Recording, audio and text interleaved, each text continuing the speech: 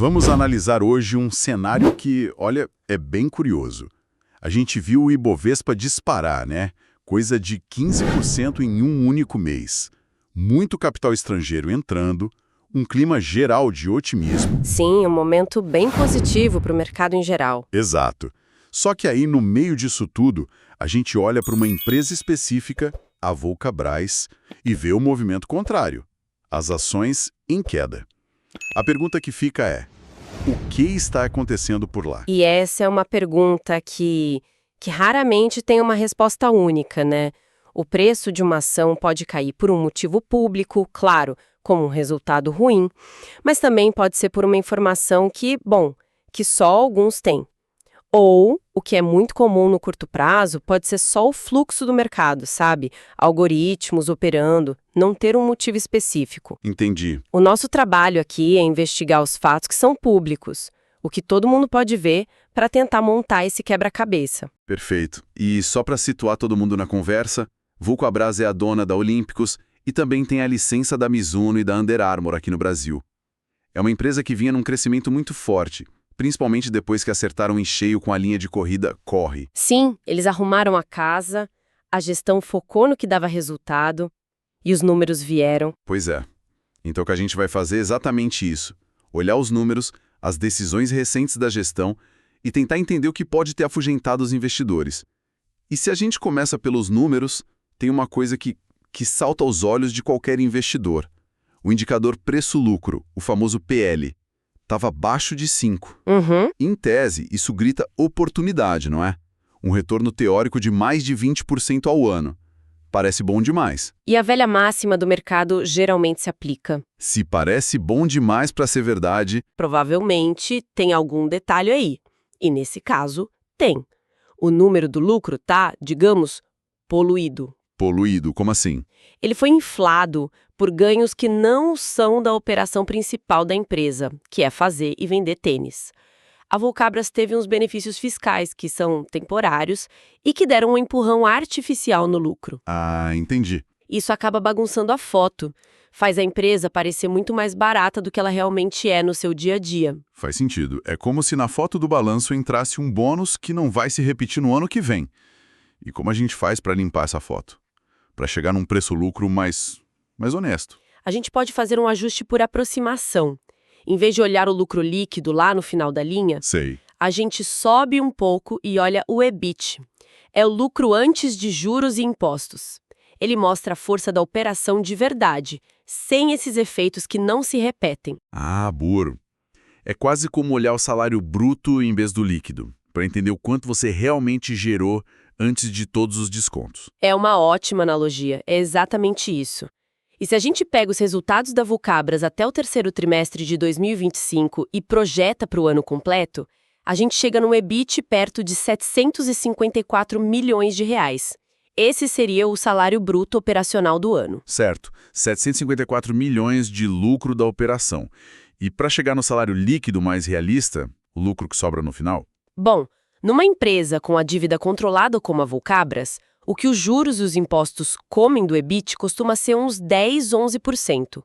Para ter uma margem de segurança, vamos ser conservadores. Digamos que o lucro líquido seria uns 90% desse EBIT. Ok. Isso nos dá um lucro líquido ajustado mais limpo, numa faixa entre 650 e 680 milhões de reais. Ok. Então, o lucro real da operação recorrente seria de, vamos usar um número maior, 680 milhões. Agora a gente compara isso com o valor de mercado da empresa, que está em uns 5,7 bilhões de reais, certo? Isso. Deixa eu fazer a conta aqui. 5,7 bilhões dividido por 680 milhões vai dar algo perto de 8,5. Exatamente. A conta precisa dar um indicador preço-lucro de aproximadamente 8,5. Bem longe dos 5 que a gente viu no início. Completamente. Muda toda a história. A empresa não está de graça, como o primeiro número sugeria. Mas um PL de 8,5 ainda pode ser considerado barato, dependendo do contexto, não? Sem dúvida. A resposta para caro ou barato sempre depende de uma palavra: crescimento. A Vulcabras tem crescido o lucro dela perto de 15% ao ano. Tem uma métrica famosa do investidor Peter Lynch que compara o PL com a taxa de crescimento. E por essa lógica, um PL de 8,5 para uma empresa que cresce 15% ainda sugere que a ação pode estar com um preço bem interessante, sim. Ok, então o preço em si, depois que a gente limpa o balanço, não parece ser o grande vilão. Mas eu lembro de ter visto outra coisa. A empresa emitiu um monte de novas ações no final de 2025, quase 600 milhões de reais. Isso geralmente assusta o mercado, né? A tal da diluição. Não pode ter sido isso? Poderia ter sido, mas a história por trás dessa emissão é bem mais complexa. Foi, na verdade, uma operação muito inteligente de elisão fiscal. Elisão fiscal? É, basicamente se planejar para pagar menos imposto, tudo dentro da lei. E como foi isso? A empresa emitiu ações novas, o que geralmente significa captar dinheiro. Mas o objetivo era outro. Exato. O que eles fizeram foi o seguinte: aprovaram esse aumento de capital e, ao mesmo tempo, anunciaram o pagamento do mesmíssimo valor em proventos extraordinários para os acionistas. Peraí, como assim então o dinheiro saiu do caixa da empresa como dividendo e entrou de novo como capital? Qual é a lógica? A lógica era o tempo. O objetivo era permitir que os acionistas recebessem esses lucros antes que a nova regra de tributação de dividendos entrasse em vigor em 2026. Com o dinheiro dos proventos na mão, o acionista podia escolher usar esse mesmo dinheiro para comprar as novas ações a um preço fixo e atrativo de R$ 11,75. Entendi. Reinvestindo na própria empresa. Na prática, o dinheiro fez um bate-volta. A empresa não captou um centavo novo do mercado. Agora faz todo sentido. Foi uma forma de distribuir o lucro acumulado de um jeito fiscalmente eficiente para os acionistas antes da mudança na lei. Então é muito improvável que essa operação, por si só, tenha derrubado o preço da ação. Exatamente. Foi um movimento neutro, ou até positivo para o acionista.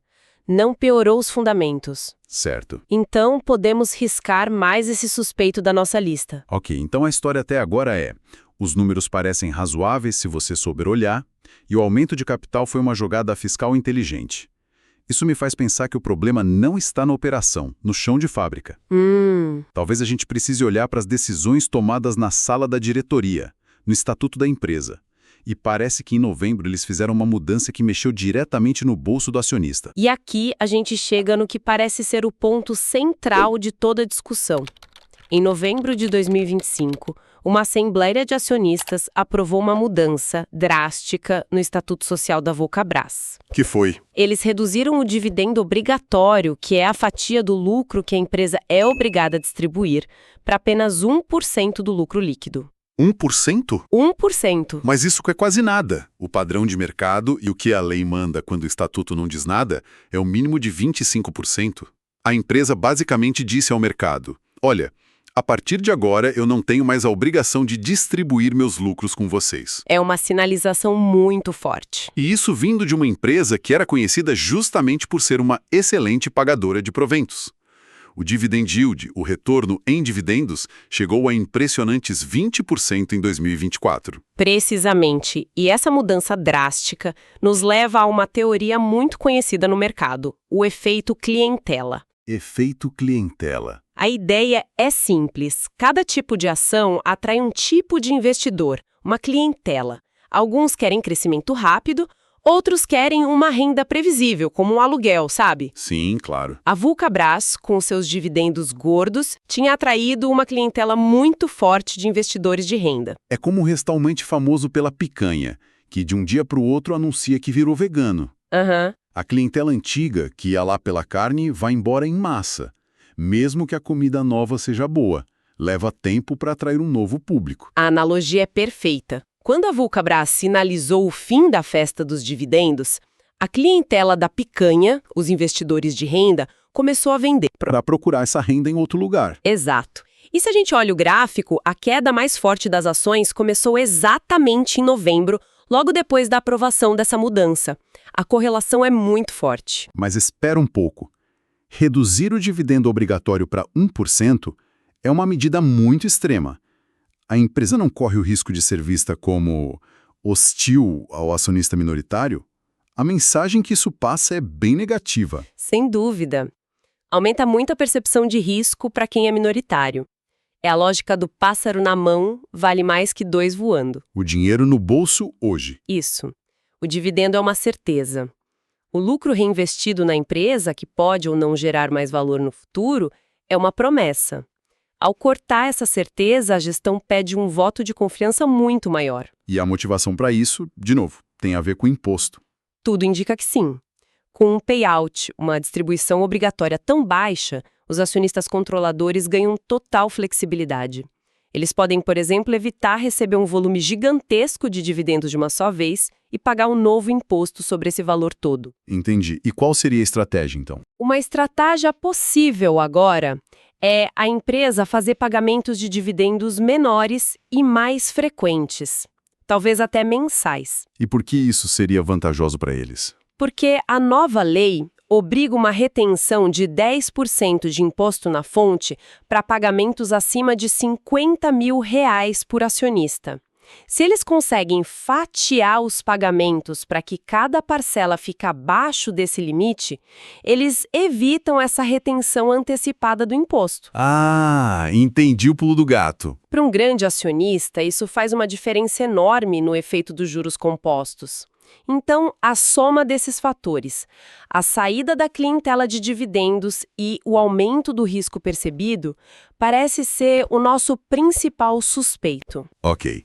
Então, juntando as peças, o negócio da Vulcabras piorou, a empresa está vendendo menos tênis. E essa é a distinção mais importante que a gente precisa fazer.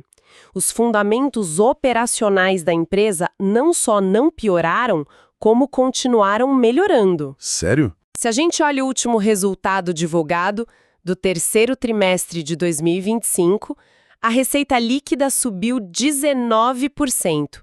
O lucro recorrente, que é o que importa, cresceu 10,5%. Então o negócio continua forte. Continua crescendo, vendendo bem, gerando caixa.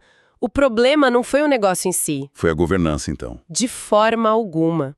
O que mudou drasticamente foi o perfil de risco para o acionista minoritário. Foi uma decisão de governança que, aos olhos do mercado, pareceu priorizar a eficiência fiscal dos controladores em detrimento da política de renda que beneficiava os minoritários. A empresa não ficou pior, mas o risco de não ver o retorno do capital tão cedo... É para quem não está no controle. Aumentou significativamente. ...tem a ver com uma piora na venda de calçados. Foi uma combinação de realização de lucros com uma reação negativa muito forte do mercado a essa mudança na política de dividendos. O que causou uma debandada daquela clientela focada em renda que a gente falou. Fazendo um resumo da nossa investigação, então. A gente partiu de uma ação que caía enquanto a bolsa subia.